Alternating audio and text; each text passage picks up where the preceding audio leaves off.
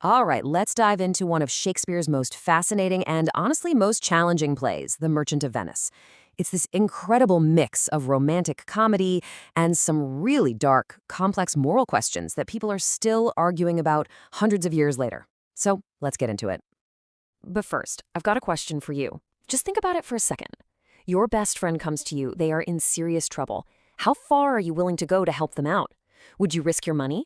Sure. Your reputation? Maybe. But what about your own life? Because in this play, that's not just a hypothetical question. It becomes terrifyingly real. For a merchant named Antonio, the price of helping his friend is a legally binding contract for a pound of his own flesh. And yeah, that shocking deal is the absolute heart of this whole story. Okay, so to really get a handle on this story, you have to understand that it takes place in two completely different worlds. The entire play is basically built on the tension between the city of Venice and the world of Belmont. This, right here, nails the central conflict. On one side, you've got Venice. Think of it like a 16th century Wall Street. It's all about business, contracts, risk, and the rigid, unbending letter of the law. And on the other side, Belmont. This is a fairy tale world of romance, music, and inherited wealth. It stands for these older ideals of love and mercy. And believe me, these two worlds are on a serious collision course. So let's start in Venice, the commercial hub. This is a place where money makes the world go round, a deal is a deal, and pretty much everything and everyone has a price. And here we meet our three main guys. First, there's Antonio, a rich merchant who, for some reason, is always kinda sad. Then you have his best friend, Bassanio, a nobleman who's, well, terrible with money, and needs cash to go woo the woman of his dreams. And then there's Shylock, a Jewish moneylender who has a very long and very bitter history with Antonio. So how much does Bassanio need to look like a worthy suitor? The magic number is 3,000 ducats, a huge amount of money. Now, Antonio would love to help, but all his cash is tied up in his merchant ships out at sea, so he can't give his friend the money directly. Instead, he agrees to co-sign a loan. So who do they go to? Shylock. And he offers them a unique deal. The loan is for 3,000 ducats for 3 months. Simple enough. But instead of charging interest, he proposes what he calls a merry sport.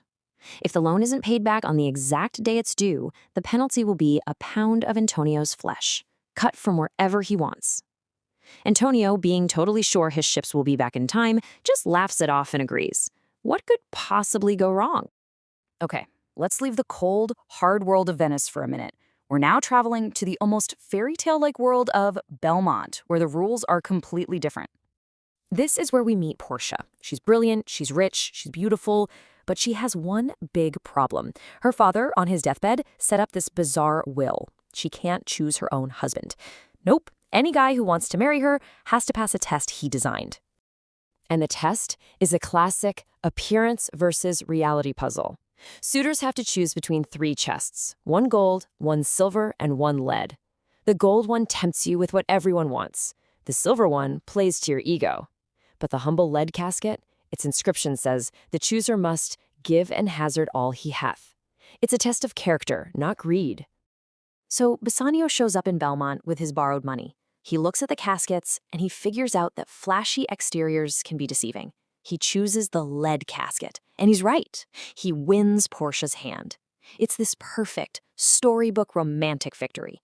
But right at their happiest moment, some terrible news arrives from Venice. A letter arrives, and that beautiful, harmonious fairy tale in Belmont is about to get smashed to pieces by the brutal reality of the Venetian law. The news is as bad as it gets. Every single one of Antonio's ships has been lost at sea. He's completely bankrupt. The 3 months are up. The bond is forfeit. And Shylock, who's also grieving because his own daughter just ran off with a Christian, is hardened. He refuses to take double or triple the money. He wants what the law says he's owed: Antonio's life. So the case goes to court in Venice, and Shylock's argument is simple, powerful, and honestly, it's legally sound. He argues that Venice's entire reputation as a center for trade depends on enforcing contracts. If the court bends the rules now, who will ever trust a Venetian contract again?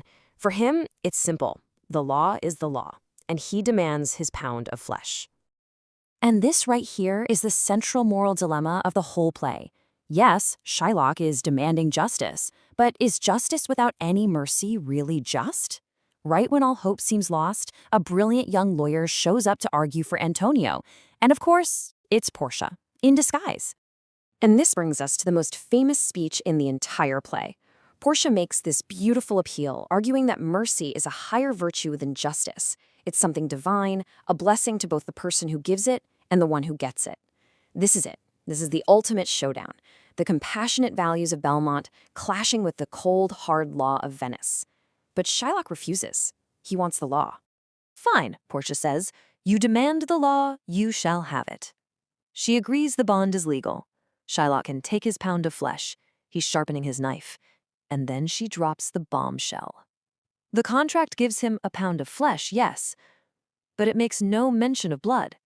So he must cut exactly 1 pound of flesh, no more, no less, without spilling a single drop of blood.